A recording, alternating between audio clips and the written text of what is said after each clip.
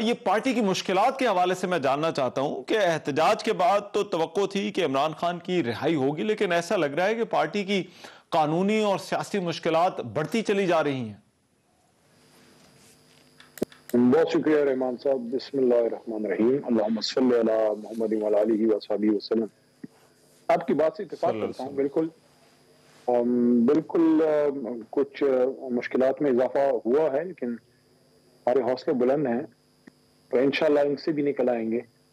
غلط الزامات ہیں، سیاسی بنیاد پہ کیسز بنائے گئے ہیں، اور امید تو یہ تھی احتجاج کے ہونے سے پہلے جو کچھ بات لگتا تھا کہ چل پڑی ہے اور کوئی نہ کوئی صورتحال بہتر ہو جائے گی، تو وہ ایک تو نہیں ہو سکا، لیکن ٹھیک ہے، فیس کریں گے۔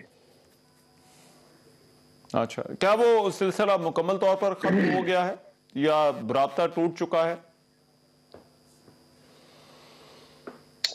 میں زیادہ تو اس پہ بات نہیں کر سکتا، میرے خیال مناسب نہیں ہے، لیکن یہ کہنا کہ مکمل رابطہ ٹوٹ چکا ہے شاید ایسا نہ ہو۔ جو کوئی ایک بات کوئی چلی تھی بیرسٹر گوہر صاحب اور علی امین خان کے ذریعے، شاید کوئی نہ کوئی بات ہو، لیکن فی الحال کوئی زیادہ کلیئر نہیں ہے۔ پولیٹیکل کمیٹی جو ہماری ہے اس نے 8 ممبران کی کمیٹی بنائی تھی کہ اگر کوئی ڈائیلاگ ہوتا ہے، آج سنا ہے ڈیالہ میں خان صاحب نے ایک کمیٹی بنائی ہے 5 ممبران کی، جس کو محترم عمر ایوب صاحب اس کو ہیڈ کریں گے۔ تو اگر کوئی بات چیت چل پڑتی ہے تو میں سمجھتا ہوں یہ اچھی بات ہوگی، اگر کوئی پولیٹیکل ڈائیلاگ سے مسائل کا حل نکلے، اور الٹیمیٹلی ہونا یہی ہے۔ آج میں نے اڈیالہ جیل کے باہر تفصیلی اس پہ بات کی ہے، اور میں نے بھی یہی ساری چیزیں سامنے رکھی۔ دیکھیں 8 فروری کو جو الیکشن ہوا،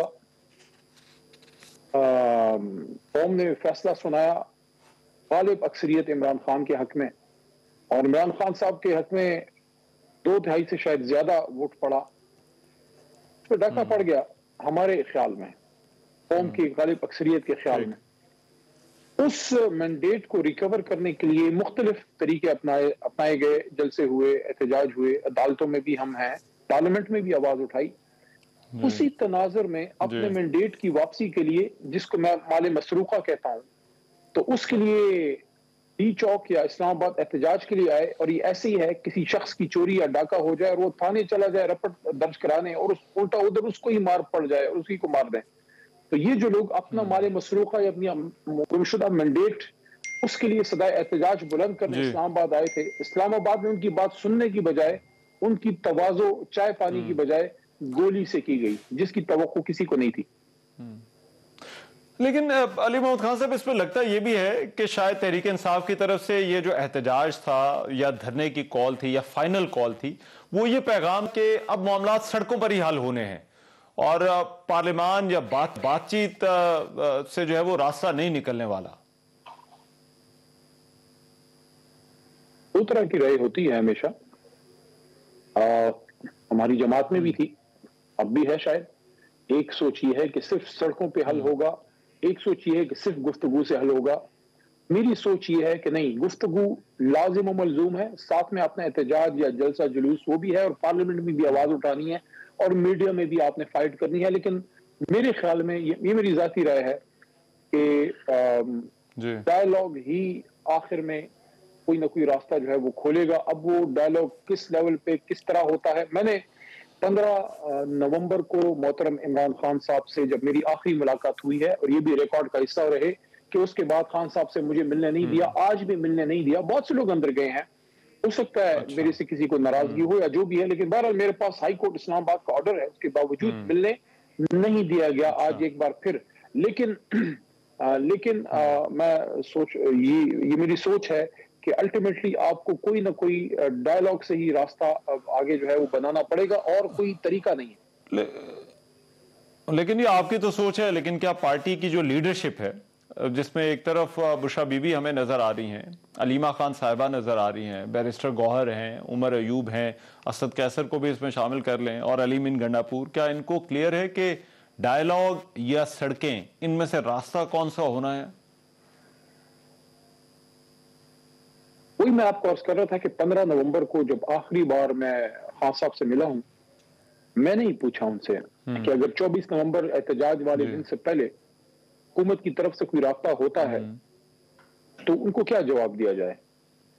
خان صاحب نے کہا کہ بالکل اگر کوئی رابطہ ہوتا ہے تو میں پھر میرے سے ڈائریکٹ ہونا چاہیے.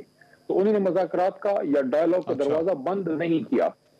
تو ٹاپ لیڈرشپ کی طرف تو یہی ہے کہ خان صاحب نے مذاکرات کا دروازہ بند نہیں کیا. اور آج بھی اگر کوئی کمیٹی خان صاحب نے جو بنائی ہے تو اس کا کیا مطلب؟ اس کا مطلب یہ ہے کہ تحریک انصاف نہ پہلے ہمارے مذاکرات کے لیے دروازے بند تھے نہ آج بند ہیں. لیکن ایک بات ہمیشہ اور وہ وہی ہے کہ اگر مذاکرات ہوں تو وہ میننگ فل ہوں جس کا کوئی نتیجہ نکلے. قوم اس وقت بڑی اضطراب میں ہے. اگر آپ دیکھیں پوری قوم پریشان ہے. یہ معاملات ڈی ایسکیلیٹ ہونے چاہیے.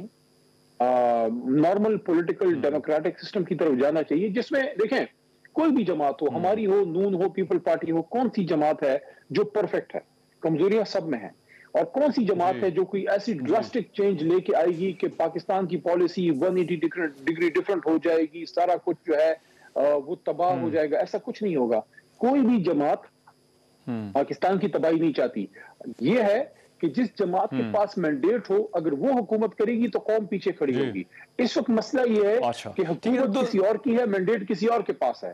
مینڈیٹ ہمارے پاس ہے, دو چیزیں ہیں مجھے شہباز شریف کے پاس ہے. ٹھیک ہے, اچھا میں دو چیزیں ہیں, دونوں پر آپ کی رائے جاننا چاہتا ہوں. ایک تو یہ کہ حکومت کچھ قانون سازی کی تیاری کر رہی ہے, ایک تو مدارس کے حوالے سے اور دوسرا جو فیک نیوز کے حوالے سے. اس پر ظاہری بات ہے پارلیمنٹ کی بڑی جماعت ہے تحریک انصاف, آپ بھی ممبر قومی اسمبلی ہیں, سب سے بڑی جماعت. اس پر کیا سب سے بڑی جماعت ہے, تو کیا آپ کا کیا اس پر رد عمل ہے؟ مدارس کے لیے بالکل ہم 100% سپورٹ کرتے ہیں. علماء اور مدارس پاکستان کے لیے, ہمارے دین کے لیے لازم و ملزوم ہے. ان کو جو سپورٹ دینی چاہیے وہ حکومت کو دینی چاہیے. دوسرا جہاں تک کہ فیک نیوز کا تعلق ہے, فیک نیوز کے ہم بھی خلاف ہیں. لیکن بدقسمتی سے اس کو آڑ بنا کے جو تھوڑی بہت آزادی رہ گئی ہے اس کو بھی ٹارگٹ کیا جائے گا. یہ بیسیکلی سوشل میڈیا یا کسی حد تک الیکٹرانک میڈیا, حالانکہ الیکٹرانک میڈیا کا تو اب حال بڑا برا ہے.